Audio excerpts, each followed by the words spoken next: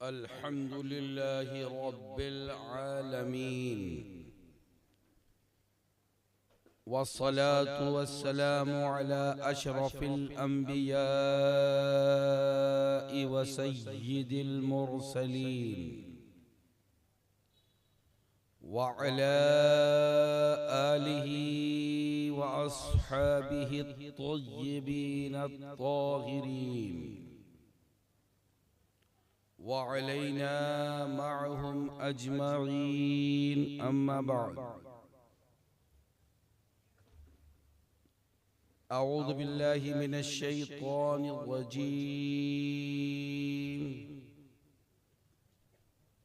बिस्मिल्लाहिर रहमानिर रहीम। या अय्यतुहन नफ्सुल मुतमइन्ना इरजिई इला रब्बिकी राज़ियतम मर्ज़िय्यह फदखुली फी इबादी वदखुली जन्नती। सदक़ल्लाहुल मौलाना अज़ीम व सदक़न नबियुल मतीनुल अमीनुल करीम व नहनु अला ज़ालिका लमिनश शाहिदीन वश्शाकिरीन वल्हम्दुलिल्लाहि रब्बिल आलमीन। मुअज़्ज़ज़ हाज़िरीन किराम, खुलूस व अक़ीदत व मोहब्बत व उल्फत के साथ अपने आका व मौला की बारगाह आलिया में हदीए दुरूद व सलाम बावाज़ बुलंद पेश करें। सल्लल्लाहु अला नबिय्यिल उम्मी व आलिहि व अस्हाबिहि व बारिक व सल्लिम। सलातुन व सलामुन अलैका या रसूल अल्लाह, सलातुन व सलामुन अलैका या हबीब अल्लाह व अला आलिका व अस्हाबिका या शफीअना यौमल जज़ा।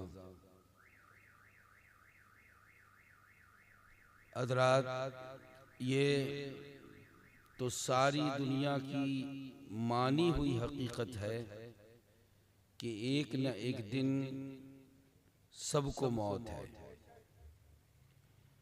और हर जिंदा शय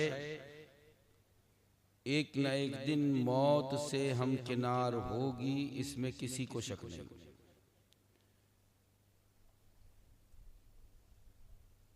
अल्लाह रब्बुल इज़्ज़त ने इंसानों की मौत को और मखलूक की मौत से कुछ जुदा रखा है।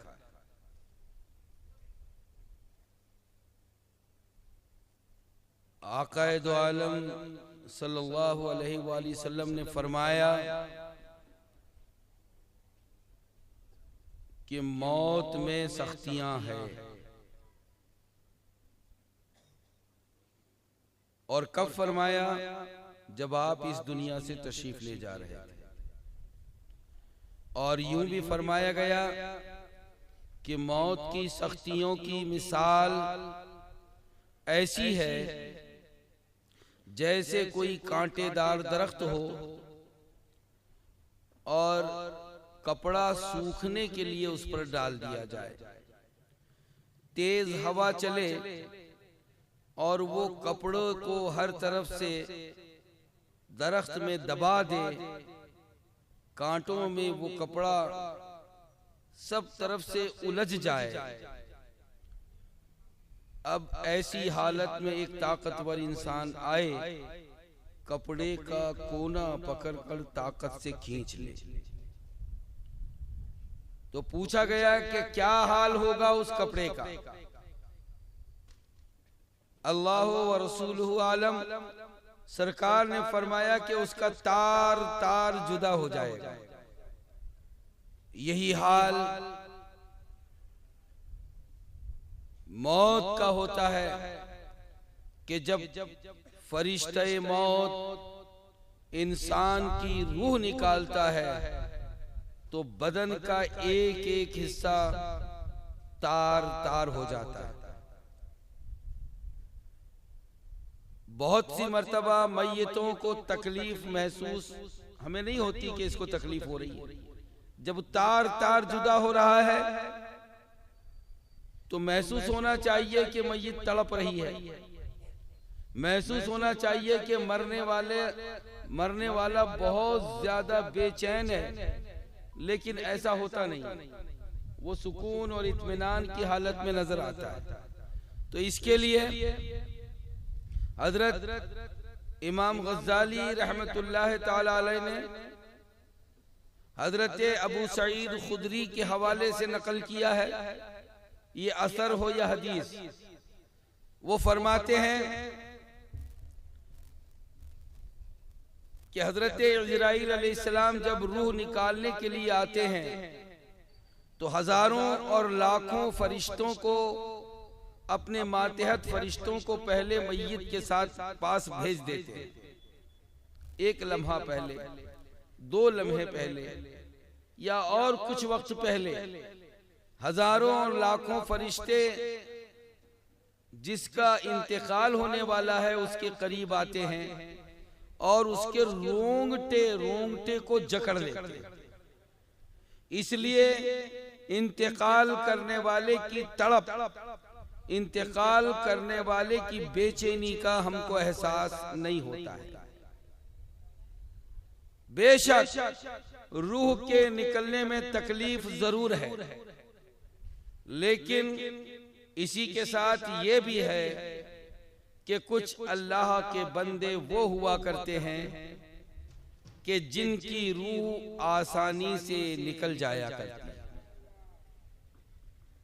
आसानी से कैसे निकल जाती है कि गूंधे हुए आटे में अगर कोई बाल हो और बाल की नोक पकड़कर कोई खींच ले तो गूंधे हुए आटे से बाल कैसी आसानी के साथ निकलता है, बस उसी तरह अल्लाह के नेक बंदों की रूहें निकल जाती और उन्हें तकलीफ का भी एहसास नहीं होता, बल्कि बुजुर्गों के तजर्बे और बुजुर्गों के इल्म के मुताबिक तो यहाँ तक है कि कुछ अल्लाह वाले वो होते हैं कि जिनकी रूह निकलती है तो उनको तकलीफ तो दूर की बात, उनको खुशी ऐसी होती है कि दूसरी सारी चीजों को वो भूल जाते हैं।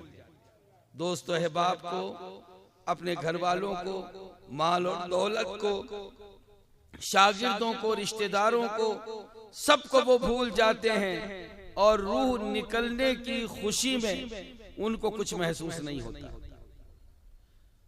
वो कौन लोग हैं कि जिनको जब रूह निकलती है तो सारी तकलीफें, बेचैनियां दूर हो जाती हैं?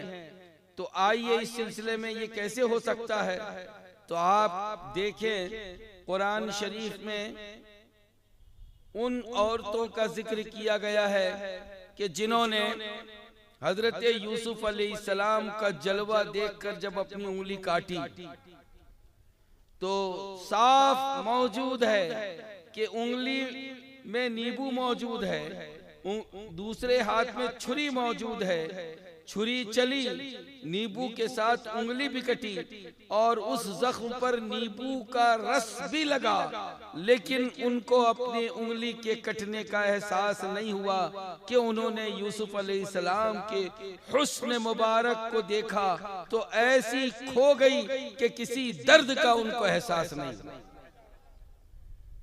और जब हुस्न यूसुफ का ये आलम है कि जब उसे देखकर मिस्र की औरतों के सारे दर्द और उनकी सारी तकलीफें काफूर हो गईं और दर्द का एहसास ही नहीं हुआ, तो फिर अगर कोई नबी पाक सरकार रहमत आलम का दीवाना हो और उसकी रूह निकलते वक्त आकाए दो आलम का मुबारक दीदार उसको आने वाला हो, तो अब रूह निकलने की करोड़ तकलीफ होगी, तब भी उसको बाल की नोक के बराबर एहसास नहीं होगा, इसलिए कि हुस्न यूसुफ पे कटी मिस्र में अंगुश्ते जना, सर कटाते हैं तेरे नाम पे मर्दाने आरब।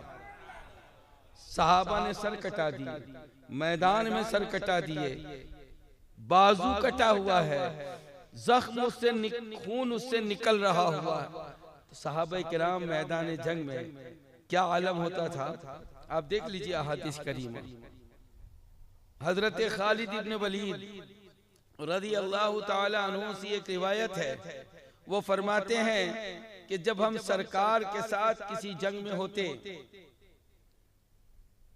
तो आलम ये होता कि किसी की रूह निकलने वाली, उसको मालूम है कि मेरा खून बह चुका है, तो वो सहाबी कोशिश करता कि सरकार की तरफ आ जाए। सारे मैदान, कोई दौड़कर और कोई दौड़कर नहीं तो घिसट कर, और कोई अगर अपने घुटने के बल भी नहीं चल सकता तो सीने के बल लेटे हुए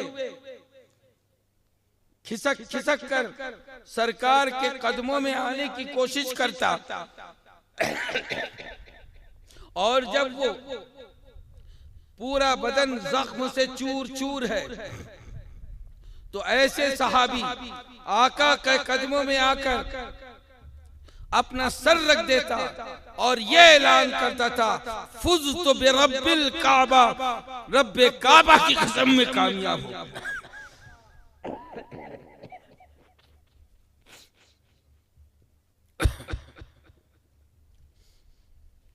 रब्बे काबा की कसम, मैं कामयाब हो चुका हूं। ये कैसे? हाथ कटा हुआ है मैं कामयाब हो गया, सर कटा हुआ है मैं कामयाब हो गया, खून निकल चुका है मैं कामयाब हो गया। ऐसे मौके पर तो तकलीफें और दर्द होते हैं, लेकिन एक आशिक रसूल, नबी से मोहब्बत करने वाला, टक्कर लग चुकी है, बदन की हड्डियां टूट चुकी हैं, सर में जख्म है, पसलियों में जख्म है, फेफड़ा दब चुका है, सांस लेने में तकलीफ हो रही है, लेकिन ऐसे मौके पर भी एक आशिक रसूल के सामने सरकार का जब जलवे ज़ेबा रहा तो यकीन जानिए हम तो समझ रहे हैं कि बड़ी तकलीफ हुई होगी, बड़ी तकलीफें, हड्डियां टूटी होंगी, जब उनको सांस लेने में तकलीफ हो रही होगी, लेकिन यकीन जानिए कि रूह के निकलते वक्त एक आशिक रसूल अपने प्यारे महबूब का जब जलवा देख लेता है तो सारी तकलीफें काफूर हो जाती हैं, सारी तकलीफें दूर हो जाया करती हैं। मौत के अलग अलग अंदाज हैं, वक्त मुतय्यन है, जगह मुतय्यन है, और अंदाज मौत का बहुत अलग अलग है। तकरीबन 5 साल पहले नागपुर के सैफी नगर में हुजूर मुहद्दिस कबीर अल्लामा ज़ियाउल मुस्तफ़ा साहब क़ादरी दामज़िल्लहुम नूरानी ने अपनी एक तकरीर में एक वाक़या बयान किया था कि मौत के फरिश्ते को हुक्म हुआ कि 2 लोगों का इम्तिहान लो और उसके नतीजे का ऐलान करो। बता दिए गए कौन 2 लोग। आए एक बादशाह के पास और अपना तारुफ करवाया कि मैं मौत का फरिश्ता हूं, मलकुल मौत हूं, और मैं तुम्हारा इम्तिहान लेने आया, मैं तुम्हारी रूह निकालने आया। का अच्छा, मुझे पहचाना?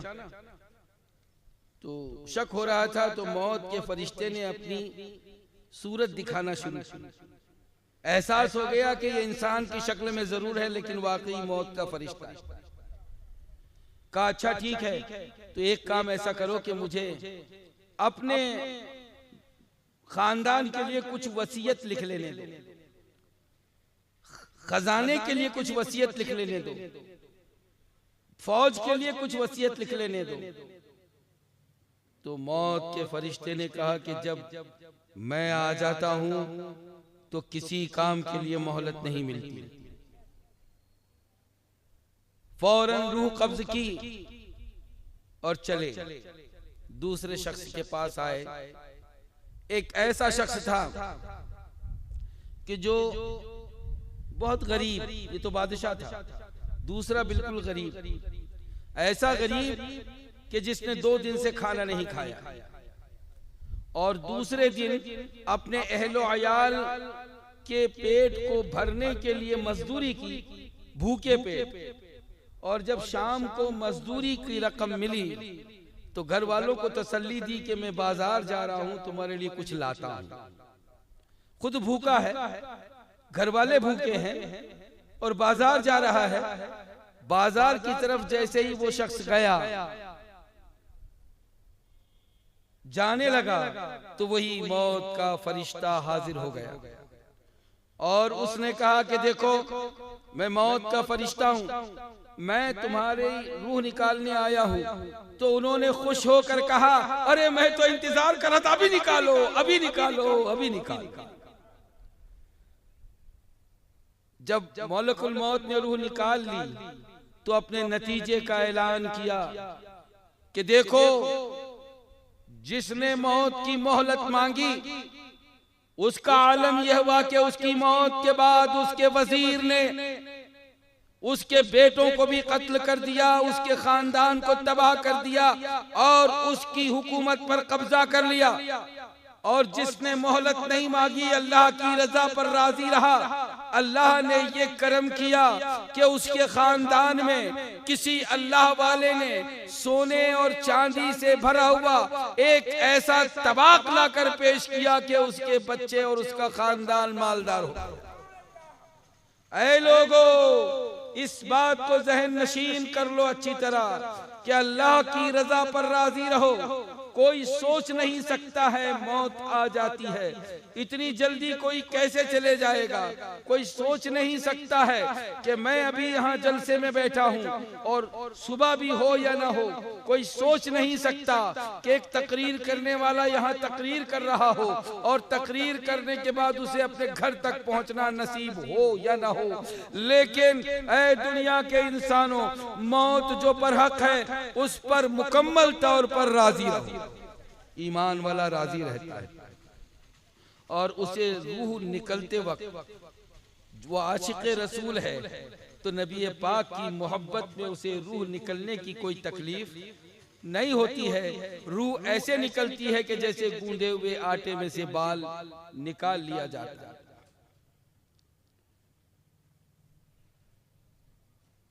अपने घर पे इंतकाल, बहुत लोग सोचते हैं कि घर पर इंतकाल हो, बिस्तर पर इंतकाल हो, तो ऐसा भी हो सकता है कि जो घर ही पर और बिस्तर ही पर इंतकाल करने की तमन्ना रखें तो वो सालों साल पूरे रिश्तेदारों को सताते रहे। कभी भी हॉस्पिटल लेकर जाना पड़े, उठना मुश्किल हो गया, इस्तिंजा और बैतुल खला जाना मुश्किल हो गया, दवा खुद नहीं ले सकते, दवा देने वाले दूसरे मुतय्यन हैं, बेटे भी मेहनत कर कर के थक गए, बीवी भी अगर किसी की है तो वो अपने शौहर की उतनी खिदमत नहीं कर पाई, महीनों गिनती बिस्तर पर पड़े और बिस्तरों पर पांव रगड़ने वाले हैं लोग और तमन्ना ये करते हैं कि भाई हमें भी अपने बिस्तर पर नींद आ जाए। ये तमन्ना दुरुस्त तमन्ना नहीं है। तमन्ना ये है कि मौला करीम तेरी रजा वाली आसानी की मौत दे दे। मैदान में दीन की खिदमत के लिए इंसान निकले और दीनी खिदमत में खालिस दीनी सफर में और किसी का हादसा तय हो, हादसा हो जाए, जगह मुतय्यन थी, वक्त मुतय्यन था, अल्लाह रब्बुल इज्जत का हुक्म यही था, मुतय्यन था, और उसी वक्त में अचानक उसी हादसे के बाद किसी का अगर इंतकाल हो जाता है तो यूं मत समझिए कि जल्दी चले गए तो तकलीफ में चले गए, बच्चों को और बीवी को तकलीफ में छोड़ गए। नहीं, याद रखिए यकीनन अल्लाह रब्बुल इज्जत ने जब जिसको चाहा, जहां चाहा, उस वक्त बुला लिया है। अल्लाह ताला अपनी हिकमतों को जानता है, उसकी हिकमतों को वो बहुत अच्छी तरह जानता है। वो अजीजम अब्दुल रहमान उम्र क्या है, अभी दुनिया क्या देखिए, लोग सोचते होंगे ये तो वाकई कुछ उम्र रखते थे, लेकिन कुछ वो लोग भी हमने देखे। अभी कुछ रोज पहले एक साहब के घर 2.5 साल पहले एक बच्ची पैदा हुई थी, 2.5 साल की भी नहीं हुई और उसका इंतकाल हो गया। खूब इलाज किया, खूब रुपये खर्च किए, लेकिन इंतकाल हो गया, अभी दुनिया नहीं देखी। वो माँ बाप के लिए तोशे आखिरत बन गई और एक शख्स जाने वाला वो भी होता है ऐसा दीन का खादिम कि वो सिर्फ माँ बाप के लिए नहीं, सिर्फ रिश्तेदारों के लिए नहीं, कौम के लिए तोशे आखिरत बन जाता है। और एक हाफिज कुरान वाकई अल्लाह के दीन की खिदमत में अगर अपनी जान दे चुका है तो हमें यकीन है कि हाफिज कुरान कम से कम अपनी 3 पुश्तों की जरूर बख्शिश करवाए। जगह मुतय्यन, वक्त मुतय्यन, और जगह और वक्त जब मुतय्यन है तो उसी जगह पर और उसी वक्त पर इंसान को इस दुनिया से जाना है। हजरत सुलेमान अलैहिस्सलाम के दौर में मलकुल मौत इंसानी शक्ल में आते थे, कभी किसी के मामू की शक्ल में, कभी किसी के दोस्त की शक्ल में, कभी किसी के बादशाह की शक्ल में, कभी किसी के वजीर की शक्ल में, और कभी किसी अनजान इंसान की शक्ल में तशरीफ लाते थे। ये हजरत सुलेमान अलैहिस्सलाम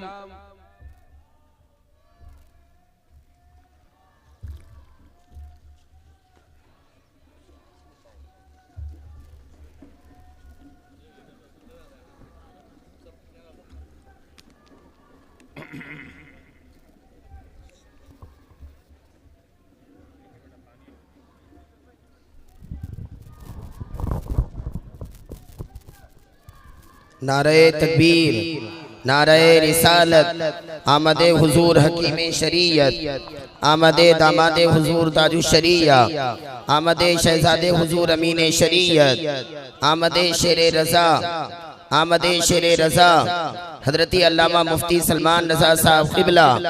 नारे तकबीर, नारे रिसालत।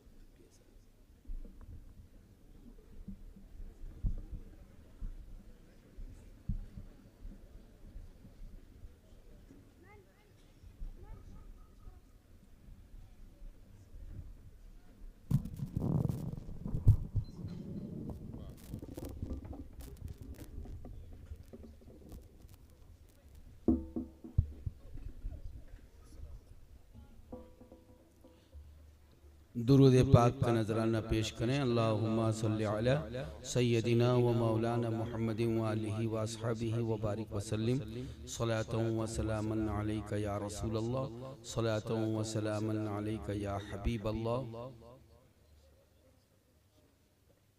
हजरत सुलेमान अलैहिस्सलाम के दौर में ऐसा भी होता था कि मलकुल मौत इंसानी शक्ल में आते थे।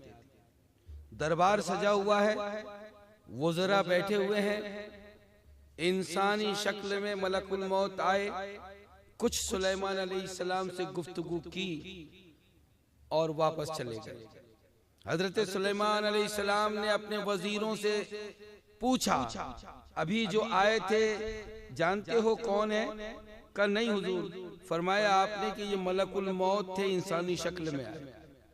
एक वजीर घबरा गया और फौरन अर्ज करने लगा कि हुजूर आपकी ताकत में अल्लाह ने दे दिया है कि हवाओं पर तख्त चलता है, आप हवाओं को हुक्म दे दीजिए कि मुझे कहीं दूर दराज इलाके में ले जाकर डाल दें। कहा क्यों? कहा इसलिए कि मलकुल मौत जब आए थे इंसानी शक्ल में तो उन्होंने किसी को नहीं देखा, मुझे बहुत घूर के देखा, अच्छी तरह मुझको देख कर गए, इसलिए आप मुझे दूर भेज दीजिए, मलकुल मौत तो यही थे। सुलेमान अलैहिस्सलाम समझ गए, उन्होंने हवा को हुक्म दिया, हवा ने उस वजीर को उठाया और दूर दराज इलाके में यानी वहां मौजूदा फलस्तीन से भारत इंडिया में लाकर डाल दिया।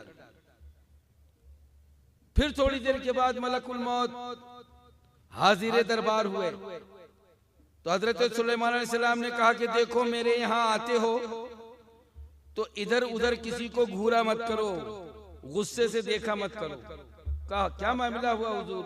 कहा तुमने मेरे वजीर को गुस्से से देखा, घूर कर देखा, वो घबरा गया। तो कहा हुजूर मैंने घूर के गुस्से से नहीं बल्कि मैंने ताज्जुब में देखा था। कहा किस बात का ताज्जुब? कहा कि अभी अभी थोड़ी ही देर के बाद इसकी रूह निकालने का हुक्म हुआ कि हिंद जाकर रूह निकालो, लेकिन मैं सोच रहा था कि मैं तो फरिश्ता मलकुल मौत हूँ, मैं तो लम्हे में पहुंच जाऊंगा, ये इंसान हिंद में कैसे पहुंचेगा?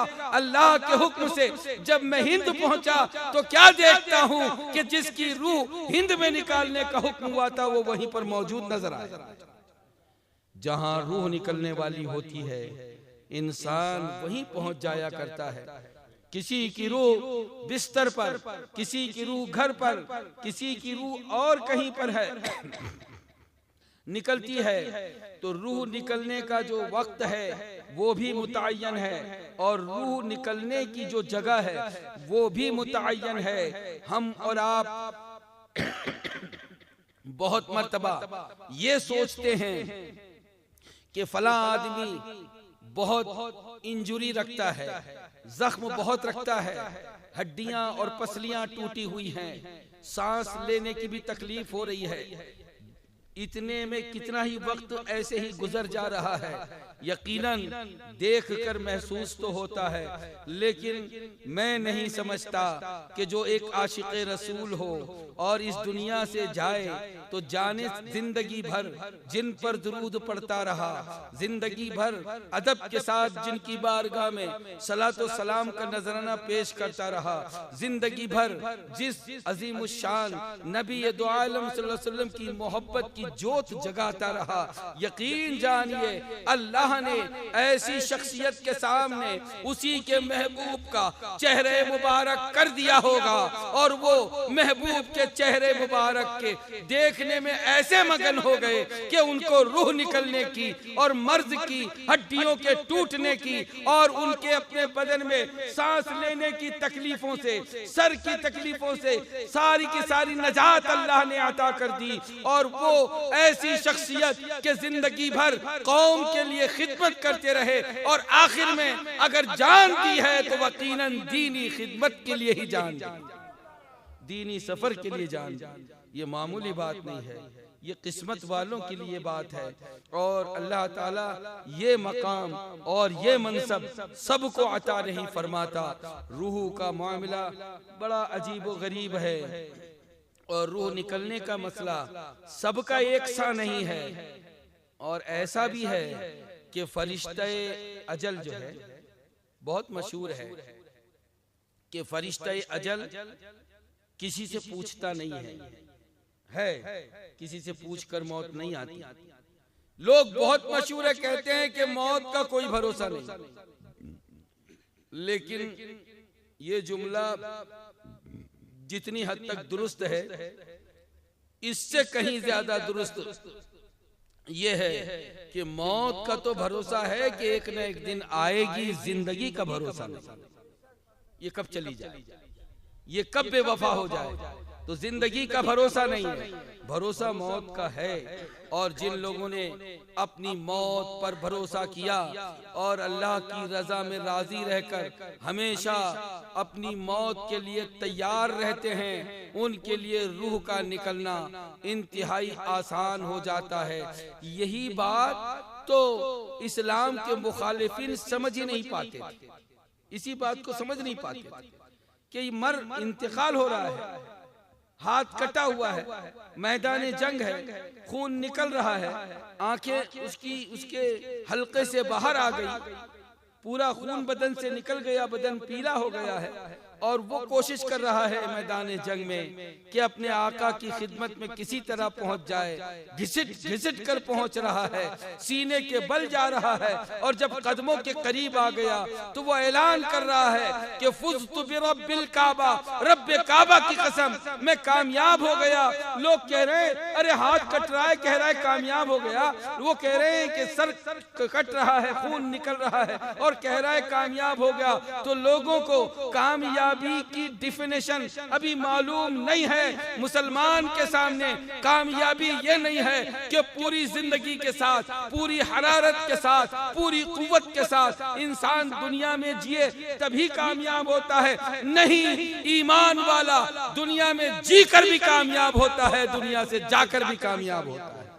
वो दुनिया में जीता है तब भी कामयाब, और जब दुनिया से जाता है तब भी कामयाब। उसकी कब्र कामयाब, उसकी आखिरत कामयाब, और उसकी जो है उसके जाने के बाद में उसकी यादें, और उस जाने के बाद में उस ईमान वाले के जाने के बाद लोगों का खैर से उसका जिक्र करना, ये सारी की सारी चीजें वो हैं कि जो इंसान को कामयाब बना दिया करती हैं। इसलिए यकीन जानिए कि जामिया गौसुल बरा के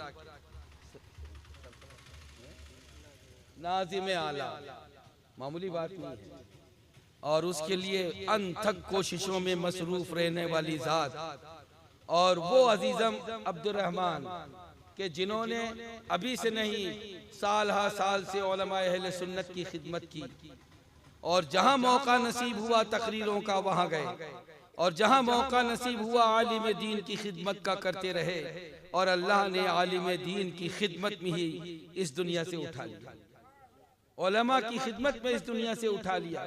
यकीन जानिए सैयद हाफिज अय्यूब अली, अल्लाह उनकी कब्र पर रहमत और नूर की बारिश नाजिल फरमाए, उनकी कब्र को अल्लाह ठंडी कर दे। मौला ताला उन्हें अपने प्यारे महबूब का जलवे ज़ेबा उनकी कब्र मुबारक में अता फरमाए।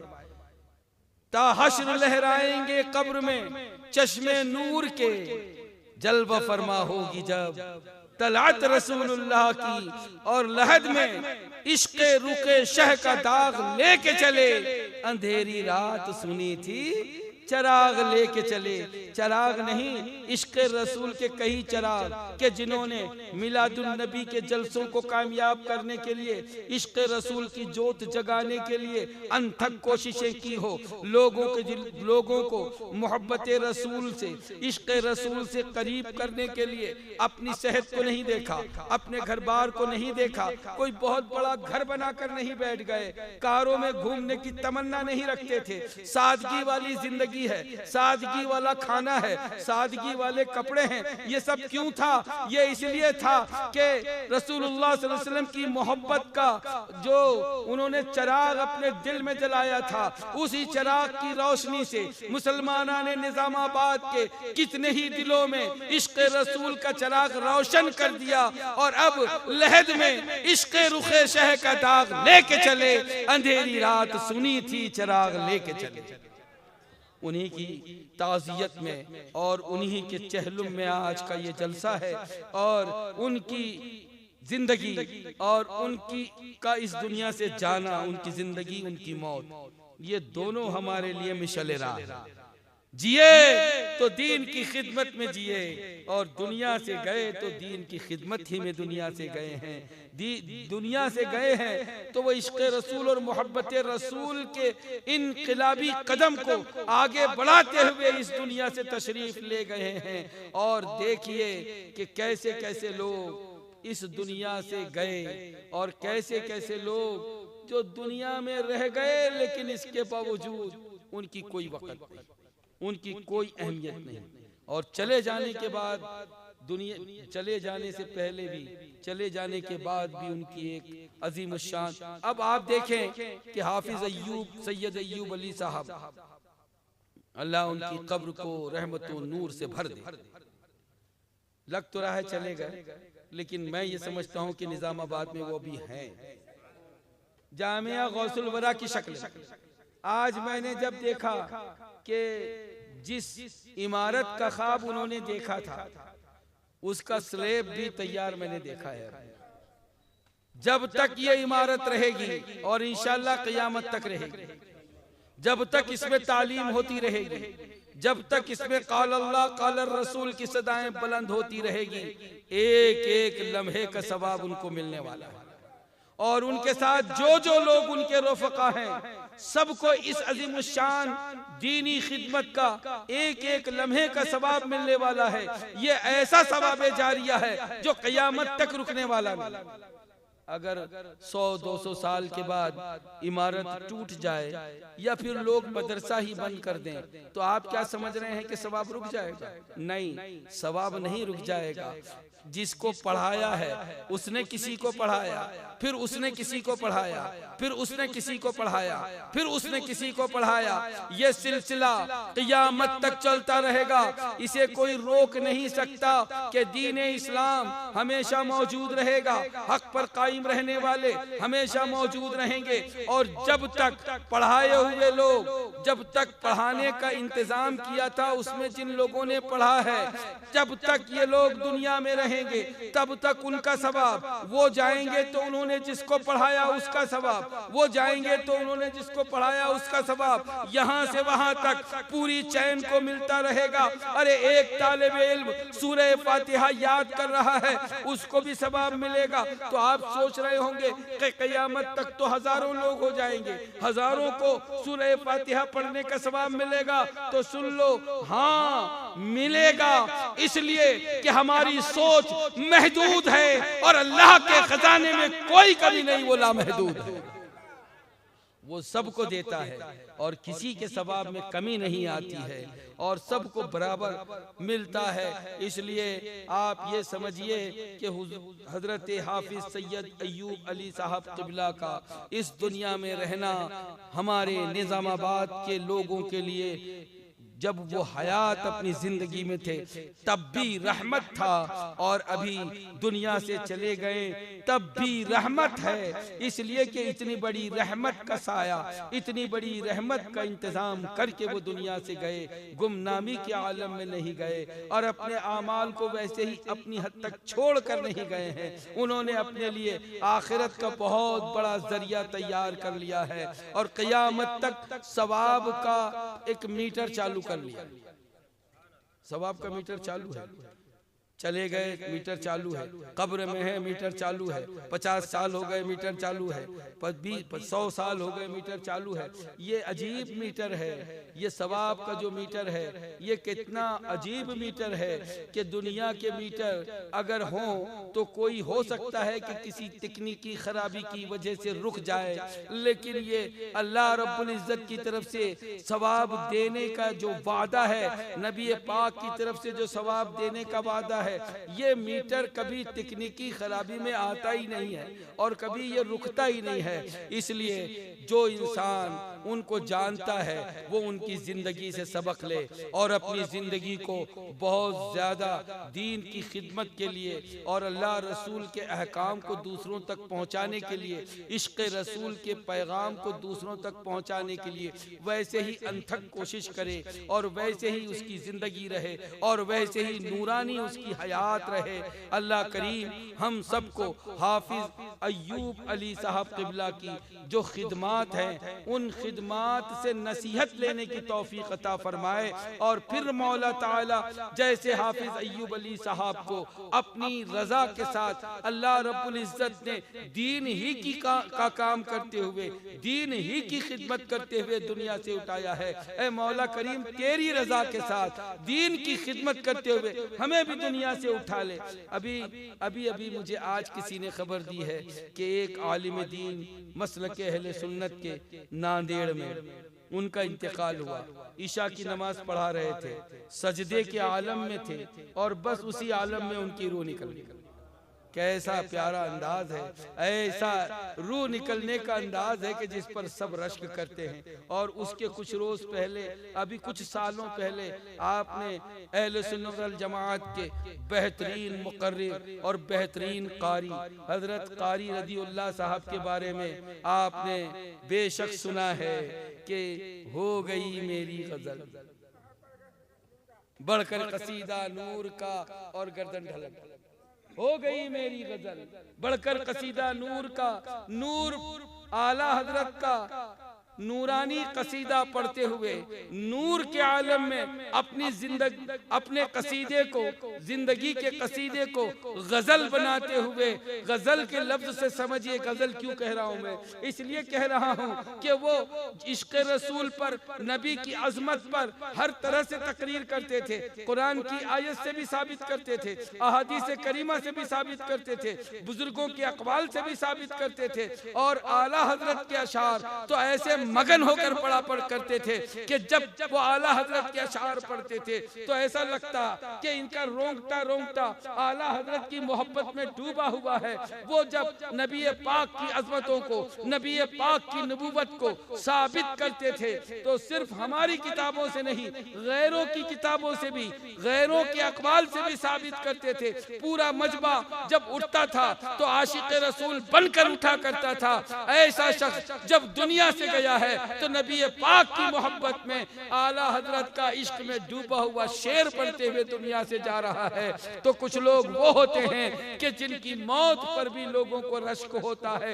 ये भी मामला ऐसा है कि गए तो वो कोई रिश्ते के लिए नहीं गए हुए थे, वो गए थे तो कोई वो अपने तिजारती काम के लिए नहीं गए हुए थे, दीनी काम के लिए, मजहबी काम के लिए, एक पीर तरीक़त, रहबर शरीयत, आलिम दीन की जियारत के लिए गए हुए थे, उनकी मुलाकात के लिए गए हुए थे। ये सारे मकासिद वो हैं कि आखिरत पर उनको क्या मामला है, क्यों जियारत करने जाएंगे, क्या दुनियावी फायदा है कि क्यों मुलाकात करेंगे, क्यों जलसा अटेंड करेंगे, ताकि वहां वालों को हौसला मिल जाए, इसलिए जलसा अटेंड करेंगे, इसलिए मुलाकात करेंगे कि आलिम का चेहरा देखना भी इबादत है, मुलाकात करना भी इबादत है। इन सारे मकासिद को लेकर जो अपने घर से निकले, यकीन जानो वो दुनिया के काम में हो ही नहीं सकता, वो तो दीन के काम में है, वो तो आखिरत के काम में है। और जो आखिरत का काम करते हुए दुनिया से चला गया, बेशक वो बहुत कामयाब गया है।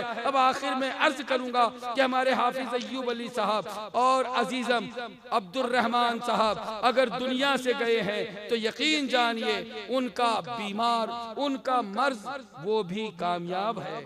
और उनकी तकलीफ जो दिख रही है हमें, हकीकत में वो तकलीफ नहीं है, वो तकलीफ भी कामयाबी से हमकिनार है। और उनका इन दोनों का इस दुनिया से जाना भी कामयाबी से हमकिनार है।